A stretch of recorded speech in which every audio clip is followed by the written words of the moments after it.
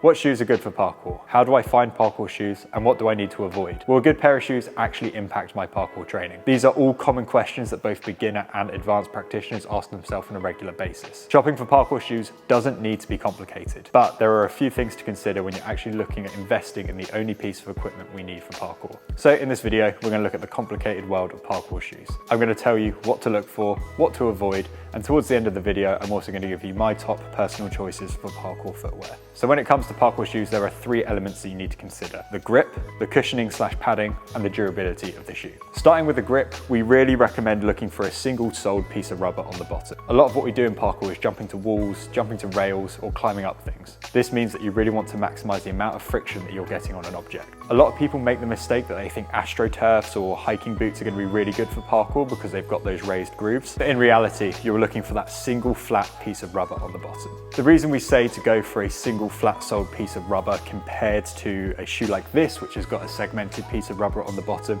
is because over time, the segmented rubber is more likely to tear. Having that single flat soled piece of rubber really maximizes the amount of grip that you're getting on obstacles. Of course, it goes without saying, we do recommend also staying away from foam soled shoes. I see a lot of kids who come to my parkour sessions with foam soled shoes, and what we found is that they tend to struggle with getting grip on things like walls, blocks, rails, etc. So we always recommend a flat single soled piece of rubber. These strike movements are brilliant for that sort of thing, as well as these Adidas Element refreshers, which unfortunately they don't make anymore, but they do almost have a single flat soled piece of rubber. There's a few holes on the bottom, but in my experience, this hasn't impacted the training too much.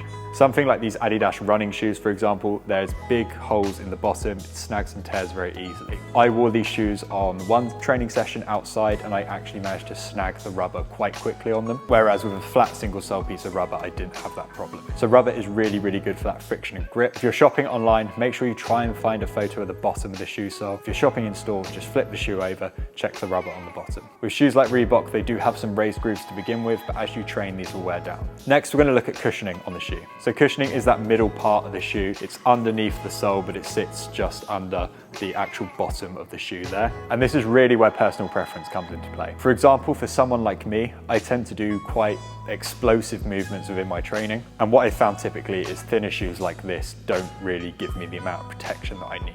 You should obviously be safe in parkour when you're training, but shoes really do make a difference. So a lot of people recently have opted to go for a skate-styled shoe, known for their lesser cushioning and zero drop aspect. Shoes like this Adidas Hamburg, for example, have next to no padding in them, so when you're training, you will feel your landings. This is perfect if your style is more flowy and doesn't focus too much on impact. You can get insoles for slightly thinner shoes, but if you are looking for some cushioning, there are loads of great options out there. Shoes like this Adidas Element Refresh, for example, do have a nice dense foam in the bottom, and it's kind of got a little bit more protection in the heel as well. Shoes like these Strike Movements, for example, do have a kind of like mid-sole protection. It's not too thick, it's not too thin, it's perfect if you're kind of looking to do some slightly more impacty jumps, but also if you're working on flow as well. Shoes like this Adidas shoe here do have a lot of padding, particularly in the heel, but if you're looking at doing really explosive jumps, maybe you're doing a couple of roof gaps, maybe you're really focusing on taking that impact, then a shoe with a bit more protection will be mostly beneficial for you. Like I said, it entirely comes down to personal preference. There are people that wear skate shoes and take massive amounts of impact, and there are people that wear really padded shoes,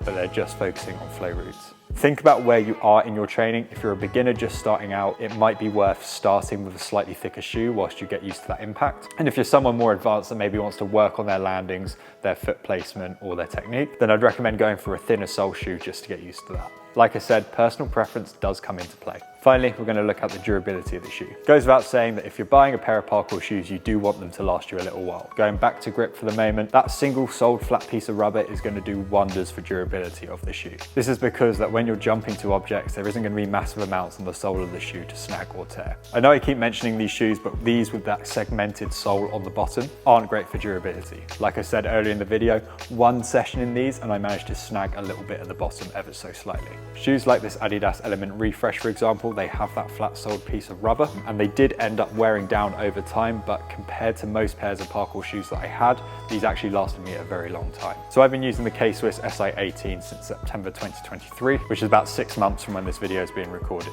The shoes are showing some light sign of wear, but they don't look like they're going to rip or tear anytime soon. But it's not just the bottom of the shoe that you need to look out for. The upper of the shoe is also very important. For example, these strike movement shoes are a mesh upper. So what I recommend is actually looking for a shoe that has some kind of toe reinforcement. These Adidas Element Refresh, for example, are actually a great shoe because they have some kind of reinforced padding over the big toe of the shoe. This means that in that area, it's not going to tear as easily. Like I said, these shoes lasted me quite a long time. There's a few holes in the side bits because I ended up using them for skateboarding at one point. And shoes like this Adidas Hamburg as well do have a reinforced toe cap. Of course, it also comes down to the volume that you're training at. If you're someone who's training really frequently, you are going to burn through shoes more than someone who's training maybe once a week. So now we've gone over the basics of parkour shoes, I'm going to tell you some of my personal preferences. For shoes with a midsole, I'd recommend the strike movements. I used these shoes for a few months and I did really enjoy them, but for me, I prefer having a little bit more cushioning in the shoe. The strike movements are a bit of a costly option, but you are paying for quality. That flat single-soled piece of rubber is great out the box and it doesn't need breaking in. It also does have a slightly reinforced toe cap on the front as well. When it comes to shoes that do have a little bit more cushion, I thoroughly recommend the Reebok Classic Nylon and the K-Swiss SI18. The K-Swiss SI18 has come back recently and it's my all-time favorite parkour shoe. There's a good bit of padding in the heel and some nice padding at the front as well. It has that reinforced toe cap and again, the grip is perfect out the box. The Reebok Classic Nylon does take a little bit of breaking in when you first get it out the box, but it is truly a brilliant and reliable shoe. I've gone through probably about 6 or 7 pairs of these over the last 5-6 years and they're truly great. Again, the Reebok Classics does have that reinforced toe cap at the front and it's very rare that the mesh on the front is ever going to tear. The K-Swiss SI18 shoe is priced at around £90, whereas the Reebok Classic Nylon is priced at around £60. For a more budget-friendly option, you can go for the Reebok CL Jogger. Again, the Reebok Classic Jogger does feature that single-soled piece of rubber on the bottom and it does also have the reinforced toe cap. What I found with these shoes is I burnt through them a lot quicker than I did with my regular Reeboks, but if you're on a budget, they're a brilliant shoe that is again really good out the box. For those who are looking for a zero drop shoe, I definitely recommend taking a look at some skate shoes. I know the Nike Alley-Oops and the Nike Solar Checks have been really popular among the freerunning community, as well as the Adidas 3MC. I've known loads of people that have worn these shoes and they've all said that they're absolutely great. Finally, one thing to consider when you're shopping for parkour shoes is it will take a little bit of experimentation. You're not going to find the perfect parkour shoe right away. I've been doing parkour for 12 years and it's only recently that my favorite ever parkour shoe has come back. When the K-Swiss SI18 originally went out of sale, I had to find an alternative. So I really hope this video has helped you. Like I said, there's loads of things to consider when you're looking for a pair of parkour shoes. My ultimate recommendation is the K-Swiss SI18, followed by the Reebok Classic, as well as the strike movement shoe as well. If you did enjoy this video, I post parkour training videos and educational content on this channel, and it would mean a massive amount to me if you could like, share, and comment on this video as well. You can also subscribe to the channel if you're new around here, and I've also launched a YouTube join, which for $3.99 a month, you get all the videos early and some exclusive content as well. Thanks for checking out the video, guys. Take care, and I'll see you in the next one.